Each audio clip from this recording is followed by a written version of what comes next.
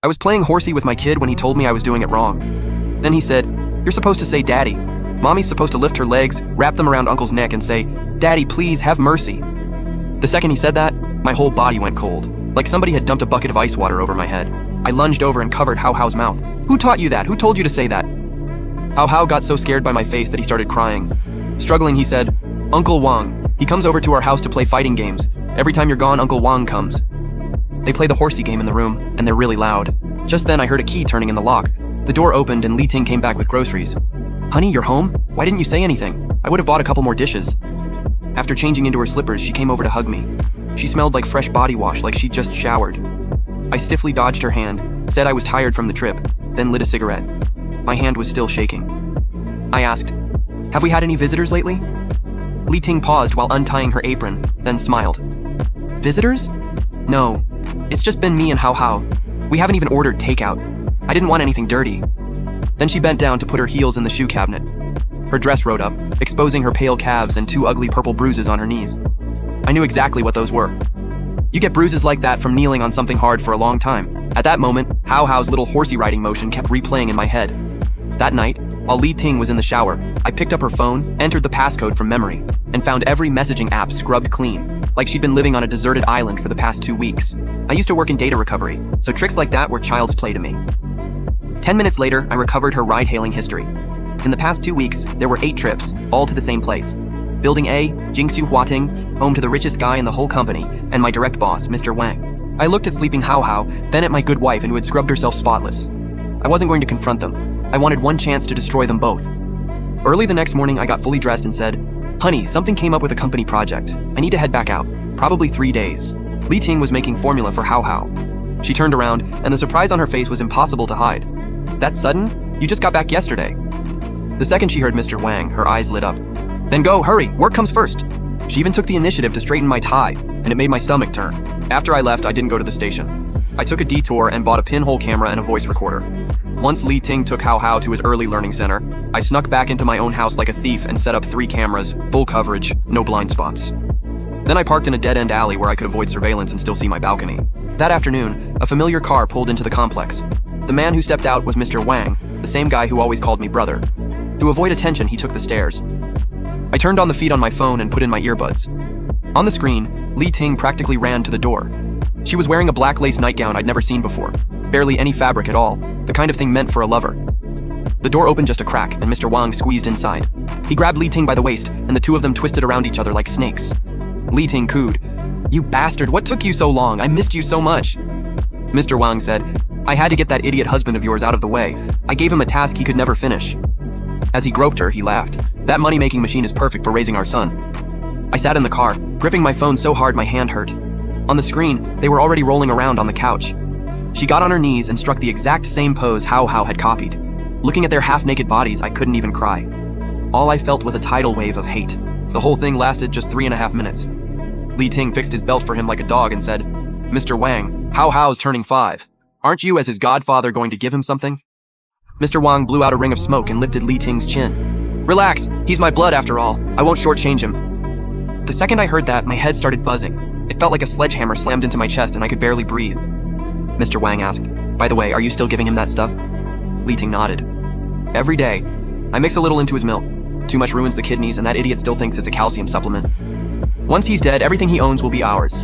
After learning everything, that I'd been poisoned for years and the kid wasn't even mine, I actually became completely calm. This was a plot to steal my wife, my child, my money, and my life. I was going to make sure they paid for all of it. After Mr. Wang left, I spent the whole night gathering evidence. I had the used tissue he left behind and Hao Hao's toothbrush tested. The results were rock solid. My own medical report also showed that long-term use of the drug could lead to kidney failure.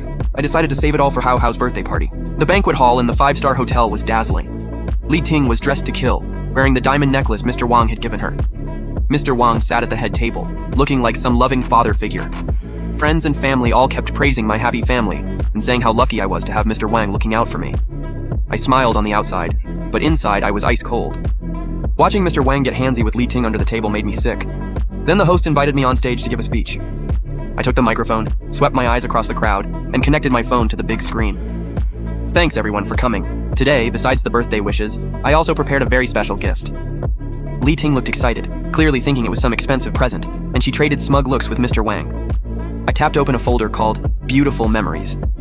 I made a point of mentioning Mr. Wang's wife.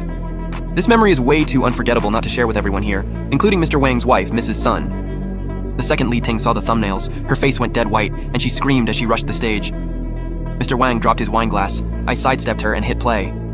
Everybody, open your eyes and take a good look. This is your so-called perfect wife and perfect godfather. The banquet hall filled with crystal clear surveillance footage and audio, exposing their filthy affair and disgusting conversation for everyone to hear. The entire room went dead silent. The guests were horrified. Li Ting went crazy and lunged for the laptop, and I kicked her right off the stage. Her diamond necklace snapped and diamonds scattered all over the floor. Mr. Wang shouted, "The video is AI generated." I pulled out the DNA and fingerprint evidence. Videos can be faked. Can the bodily fluids, hair, and fingerprints on my couch be faked too? Call the cops right now and test it. Mr. Wang's legal wife stood up, splashed red wine in his face, and demanded a divorce on the spot. He panicked instantly. His whole career had been built on his father-in-law's backing, and divorce meant losing his money pipeline. Wang Jiangguo, divorce, right now. Before the cheating scandal had even settled, I dropped another bombshell and exposed the two of them for poisoning me and plotting murder. The whole room exploded. I held up the pill bottle and the lab report, my voice ringing through the hall. This is not a calcium supplement. It's high-concentration lead acetate. Long-term use is deadly. This is attempted murder. Mr. Wang shoved Li Ting away, and the two of them turned on each other and started fighting right there on the spot. The police arrived at just the right time, showed the arrest warrant, and took them both away on charges of attempted murder and embezzlement. Wang Jiangguo and Li Ting, you are suspected of attempted murder and embezzlement. You're coming with us. Li Ting cried and begged me to forgive her. She even used the child to plead with me, but my eyes were cold. I felt nothing. Chen Yuan, I was wrong. Please, for Hao Hao's sake, let me go. Hao Hao can't live without his mom. I had already called the police ahead of time and handed over a complete chain of evidence. After that, I went to the station and personally shattered Wang Jiangguo's last illusion. Even in the interrogation room, he was still mocking me, so I laid out the medical records and the new forensic report, every word cutting deep. Wang Jiangguo sneered. Chen Yuan, you may have won the case, but you lost at life. The son you raised for 5 years is mine. You really thought Hao Hao was yours? You were born with blocked vas deferens and dead sperm. You could never have kids. Hao Hao is Li Ting's child with her black personal trainer. You're nothing but the fool who raised somebody else's bastard and ruined himself over it. Wang Jiangguo got so worked up that he had a stroke on the spot and was left half paralyzed. In the end, the court sentenced Wang Jiangguo to 20 years, which he served in a prison hospital. Li Ting got 15 years, and all their illegal gains were confiscated. With nobody left to care for him, Hao Hao was sent to a welfare home. I sold the old house, quit my job, moved to a different city, and with my skills, plus the internal violation data I had on Wang Jiangguo, I landed a CTO role at a new company. 3 years later, on a beach by the sea, I was building a sandcastle with my biological daughter, while my gentle new wife handed me water and wiped the sweat from my face. Our family was happy, warm, and whole. In the end, evil people got what they deserved. Wang Jiangguo suffered in prison, Li Ting withered away behind bars, and I finally walked out of the darkness, started over, and stepped into a life that was truly happy.